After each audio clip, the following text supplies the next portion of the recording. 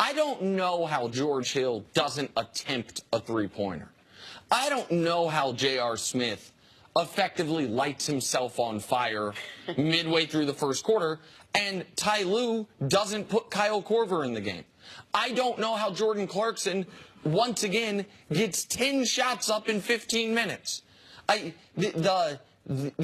bipolar, I shouldn't use that term, as hot and cold as the Celtics have been home and road, the Cavs role players have been similar game to game, not necessarily determined on where the game is being played. Not just the postseason, since the trade. Throughout the regular season, absolutely. Yeah, that's why we shouldn't be surprised. That's the reason why I said Cleveland's not a great team. They got the best player, but it's not a great team. And the reason, because those other people, the inconsistency, when you talk about a critical game number 5 in Boston, and they're starting backcourt and George Hill and J.R., I mean, J.R. had more fouls, or I think he had 4, than he had points, assists, rebounds, and steals. He had 5 fouls. He had 5 fouls, yeah, because he almost broke his leg on the 1 foul. Yeah, he had 5 fouls, but less points, rebounds. He made 1 field goal.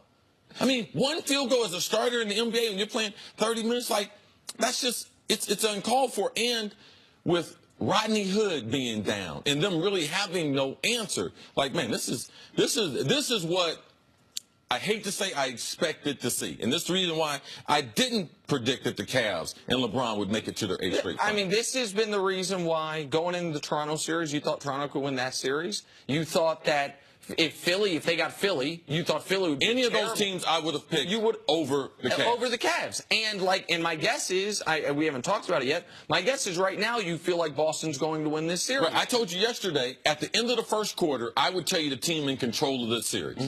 You know, and it's like, yeah, I know you go back to Cleveland for 1 game. I know Game 7 for LeBron, but this team in the Celtics plays so much better at home, and knowing that they're going to have at least another 3 and plus another 7 quarters there, yes, that's why I have the Celtics. Here's why this is so concerning, and I'll leave it at this. Because of what happened in Game 2 in Boston. Because I believe the Cavs are going to win when they go back home. Boston's been terrible on the road. The Cavs have been good at home. They lost first home playoff game of the season, and that's it. But we saw in Game 2, LeBron go to Boston, put up a 42-point triple-double, and lose. Why?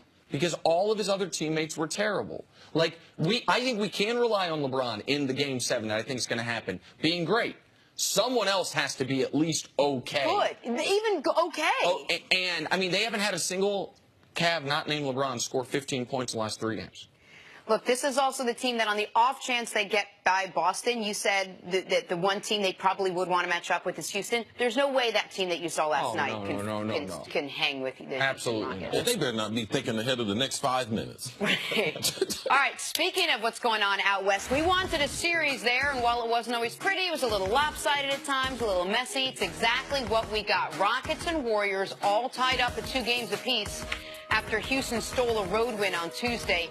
That series now shifts back to Houston tonight for Game 5, where the Warriors have listed both Andre Iguodala and Klay Thompson as questionable with injuries. Here's Draymond Green on the Warriors' mindset heading into the game. Kind of pissed off. You know we let one slip away. So definitely guys are pissed off, but encouraged as well. I love the way this team responds when our back is against the wall. I don't mind our backs being against the wall because I know, what we're capable of, and I know the level of focus and intensity level that this team bring when that is the case. So, it is what it is. I think we blew a golden opportunity, but it's not one that we can't get back. We know we can go get it back, so it's no panic. If I may, I just have a question. How does Draymond know how this team responds when their back's up against the wall? Since they got Kevin Durant, they've never had their backs up. They've never had their backs up against the wall. The closest they've come was Draymond right there with his back up against the wall for that. See, they've never trailed in a series. This is the first series they've even ever been tied in. They've never faced anything more than a sweep or a 5-game series. How does he know how they respond? I think that Draymond and some of the nucleus players, they've been through enough stuff internally. Even like when they were bored during the season, there's certain little struggles, little challenges that you have as a team. So I could see why Draymond would be, yes, everything that we have faced. Now, if you haven't faced what people call real adversity compared to everything they have been, it's adversity to them.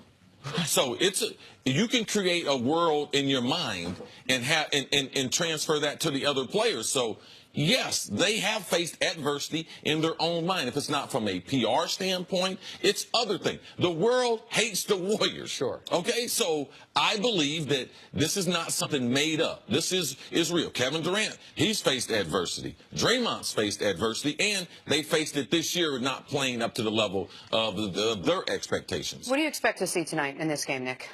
Man, the one game the Rockets haven't had yet this series, and I would imagine if they're going to have it, it would be at home and not in a Game 7, so it would be tonight, is the three-point avalanche. Like, when you're trying to figure out how can the Rockets win 4 of 7 against Golden State, one of the games you bake into it is, oh, they have a 21 of 44 night from 3, and nobody in the NBA loses that game. Doesn't matter who you are. You hit more than 19 threes in a game unless your opponent does the same. You win that game literally like 98% of the time. So I think that is, well, I'm obviously the Rockets' game plan isn't going to be, we're just not going to miss any threes, but we haven't seen that yet from what is the most prolific three-point shooting team in the history of the league. That's what I think we're going to see tonight. In my sports history, and the higher the stakes, the less my expectations on expertise, because the pressure and the level of energy and defense that teams play, that being in football or being in basketball.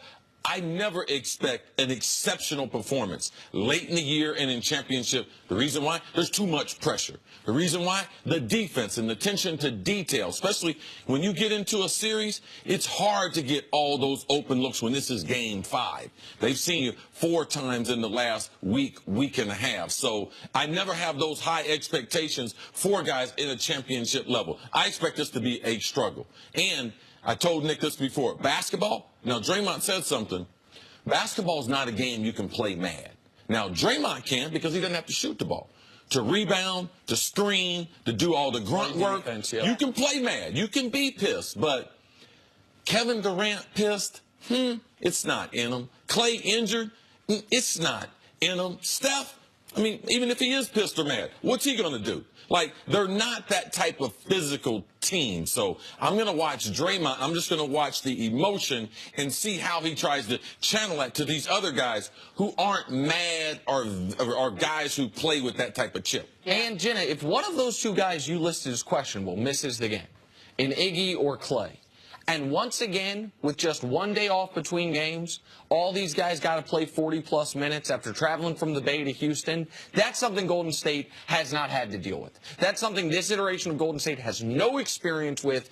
2 games in 3 days where your starters are all playing 40-plus minutes. They're not used to that. Yeah, it was a small thing, but in watching the video that you had broke down as far as Kevin Durant and that last sequence of plays, another thing that's a real thing I want to watch tonight's game, if these guys are injured, whoever's on the court, we do realize that whoever's on the court has not played significant minutes with the stars, with Kevin Durant, with Steph.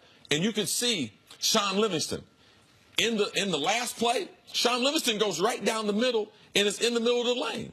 Now, if Andre Iguodala's on the court, he goes to the right corner. So watch these other players, and watch as we get into critical situations. Do they know what to do because they haven't been in them a lot? But Klay Thompson does know what to do, was in, and we saw him limping around in that last game. So let's see how much he can actually contribute. Absolutely. Again, both Iggy and Klay Thompson listed as questionable for Game 5. All right, coming up, Mark.